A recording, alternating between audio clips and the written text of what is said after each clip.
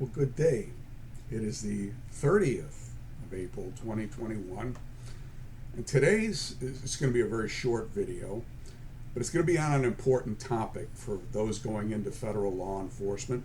And it wasn't something that I had to deal with when I was in federal law enforcement. This was just beginning when I retired.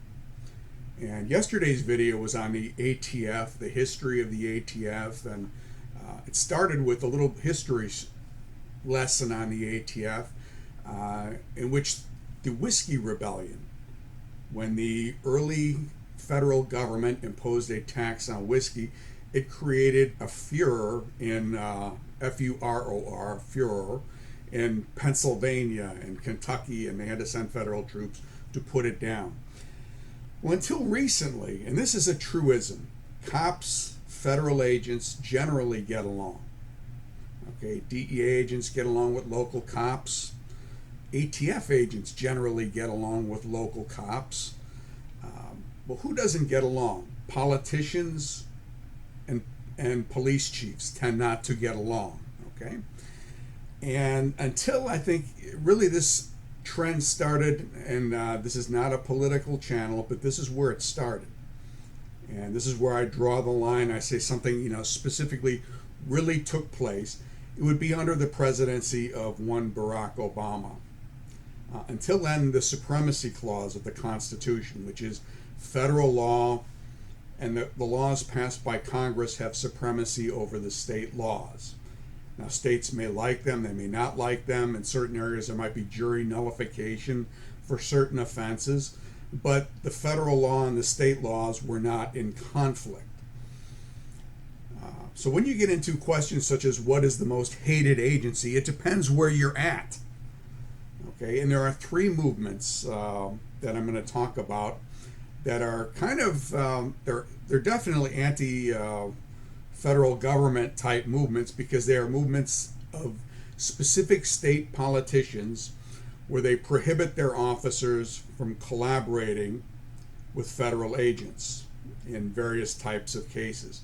And the first one, this is a movement that I am very, very supportive of. Okay, full confession. And secondly, it was a bill signed by a man who used to be our administrator in DEA, a man named Asa Hutchinson, who's now the governor of Arkansas. But this morning I was reading the news, and it said that Governor Hutchinson has just signed a bill into law that will prohibit law enforcement officials in the state of Arkansas from collaborating with the federal government with regards to any new restrictions on firearms. So again, I am a pro-Second Amendment person, but I think I'm also a sensible pro-Second Amendment person. I think you need to have training in firearms. During the riots last summer, a family member, not in my immediate house, asked me for a firearm. And I said, you don't have any training. I'm not going to give you a semi-automatic pistol. That's a dangerous thing. I mean, you have to learn how to fire a weapon. You got to learn how to handle it. Just handing a person a gun is not a good idea.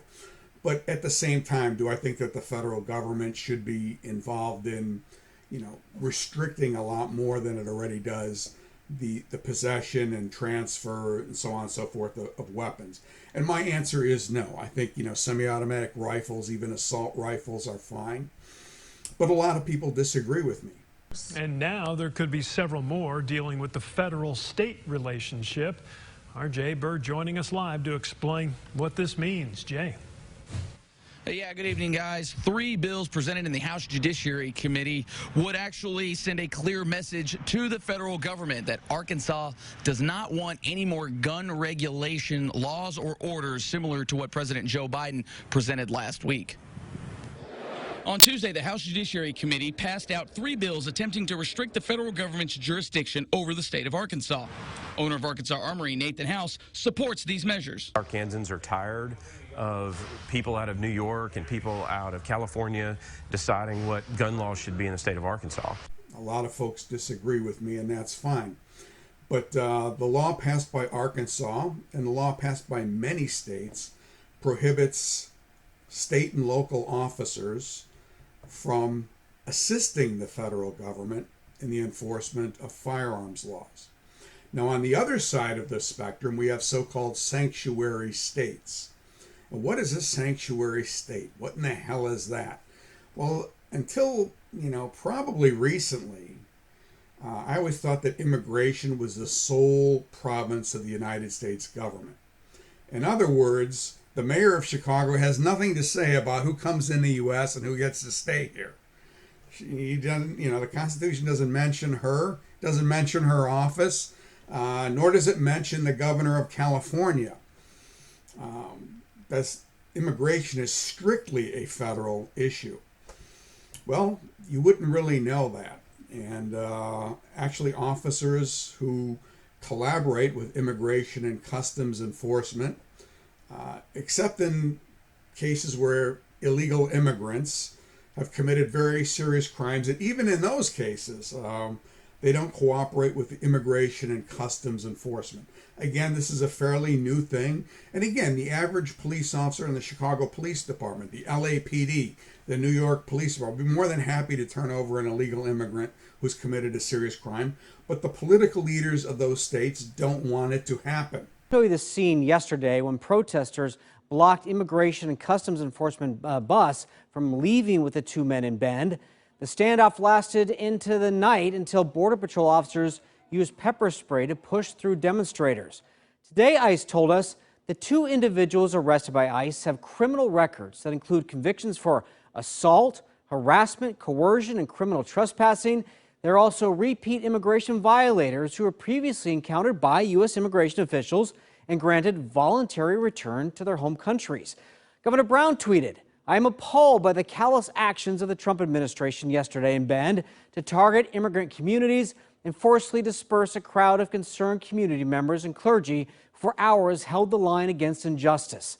Okay, so let's take a look. I've got an interactive map that I'm going to put up, and I'm going to show you the sanctuary states. And these are states that have enacted laws limiting the collaboration of their officers with immigration and customs enforcement. In some cases, there really is almost no collaboration allowed.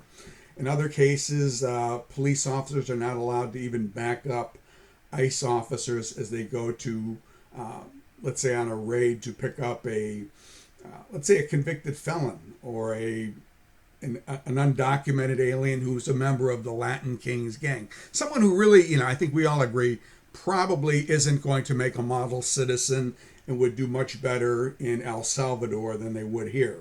They're going to kill somebody, let them kill somebody down there. But first we'll take a look at that map. Well, here are the immigration sanctuary states, and as you can see, it's California, not a big surprise, Oregon, Colorado, New Mexico, Illinois, New Jersey, and Vermont. What is another agency that is greatly disliked by politicians? And that is, again, it depends who you are, but it tends to be the DEA. Now, why is that? Well, again, there's a huge cultural divide in this country. Okay, and beginning with the presidency of President Obama, the first state, Colorado, made marijuana legal. Now, that is kind of a joke because the trafficking in marijuana is a crime under federal law, 21 U.S.C. 841A1 under the Controlled Substances Act. Now, whether this should be or not is not the topic of the video. It is. Okay, marijuana is a Schedule I controlled substance. You don't like it, write a letter to Congress. But it is.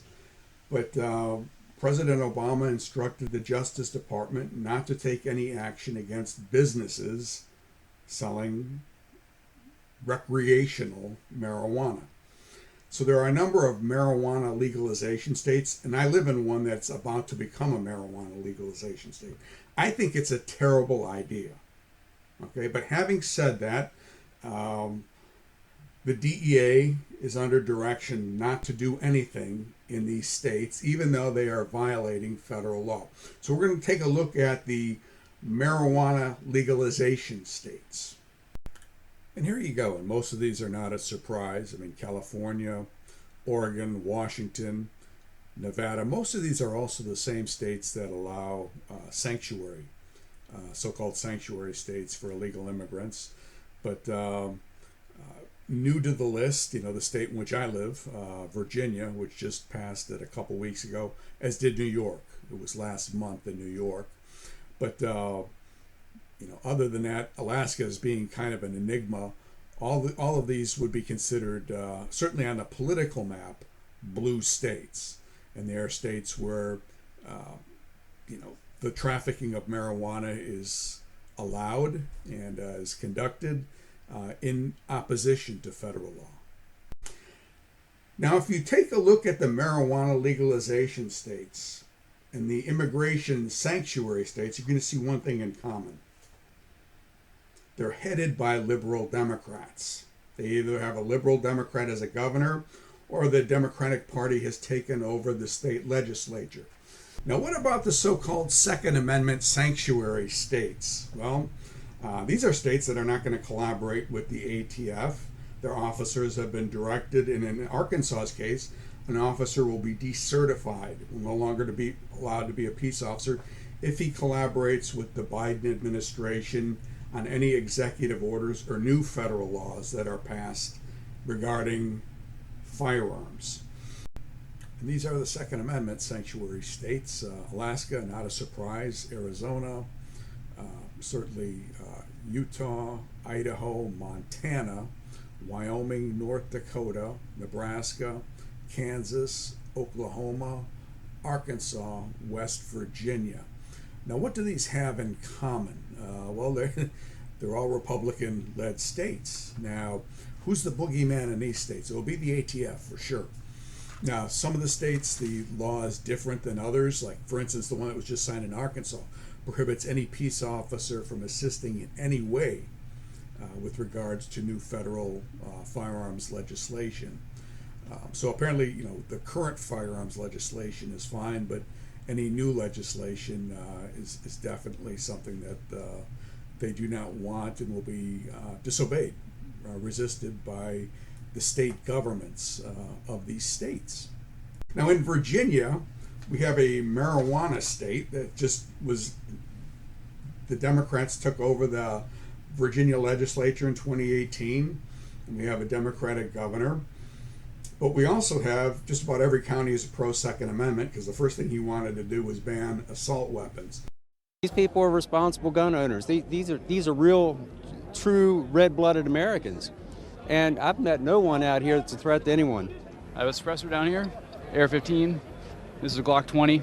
So we came up here today to join what I estimate to be a crowd of around 10,000 people, just to let the Virginians know that Texas cares about Virginia, and we care about what's going on up here, and we wanted to come and support you.